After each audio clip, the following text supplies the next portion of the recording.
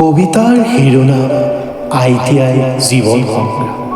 কবি আৰু আবৃত্তিকাৰ দীপজ্যোতি। প্ৰণিপাত জনাইছোঁ সেই ধৰিত্ৰীয়া, দিয়া মোক জীৱনৰ পাঠ শিকাই, উজলাই দিয়া মোক সেই কৰ্মদাতা, জীৱন সংগ্ৰামৰ পথ। আৰম্ভ কৰোঁ মই ITI শিক্ষাৰ্থী হৈ জীৱন গঢ়াৰ পথত।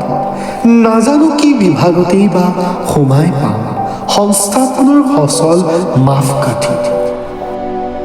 মনৰ মাজত ভাহি আহে গাড়ী মটৰৰ বিন্যাসৰ সাজ সজ্জা।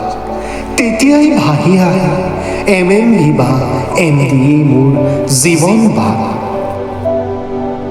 হঠাৎ আকৌ মনৰ মাজত খুজুতি হয় কটা কুটা কৰি গঢ় দিবলৈ। সেয়েহে ভাবোঁ ফিটাৰৰ কাৰুকাৰ্যবোৰ সুচাৰুৰূপে গঢ় দিবলৈ।